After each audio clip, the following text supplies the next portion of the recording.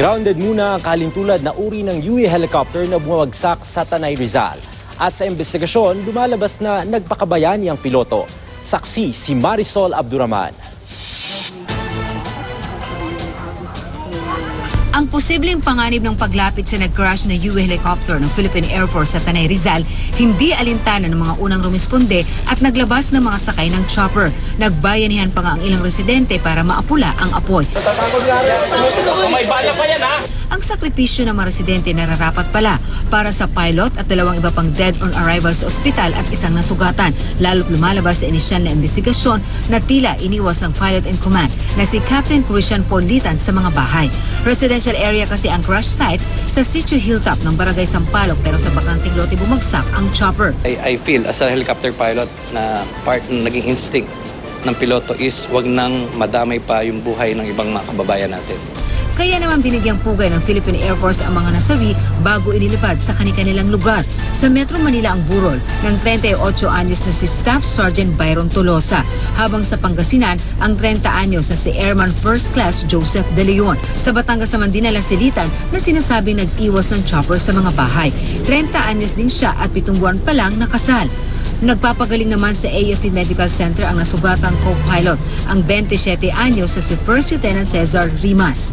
Maayos naman na, stable, so out of danger of death na yung survivor. And kanina na-close na rin yung wound. Isinantabi na ng Air Force ang posibilidad na nagkamali ang piloto. Bukod sa mahuhusay at veterano ang mga sakay ng chopper, iisa lang naman daw ang pattern ng paglipad mula simula hanggang matapos ang air-to-ground operation training na kanilang nilahukan.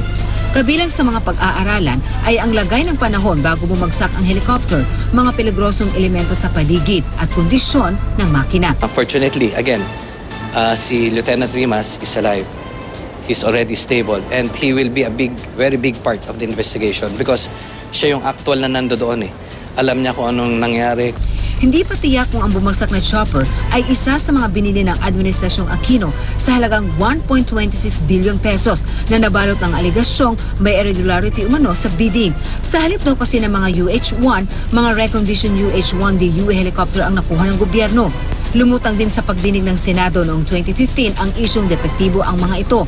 Pero kahit naman bago ang mga controversial na pagbili ng mga helicopter noong 2015 ay may mga UE chopper nang nag-crash. Kabilang ang isang bumagsak sa isang tricycle sa Cebu na ikinasawi ng Siam. Ang chopper crash na ikinasawi ng dating PHIVOLCS Director Raimundo Punong Bayan at tulong iba pa sa Nueva Ecija. At pagbagsak ng isa pa sa Mount William sa Nueva Ecija rin na ikinasugat ng 5 sundalo at 4 na media-men, kabilang si Jiggy Manicad at kameramang si Craig Gonzales.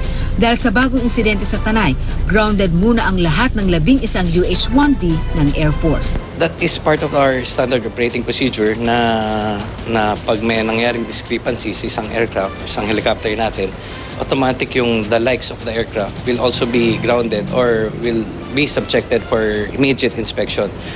Ako si Marisol Abduraman, ang inyong saksi.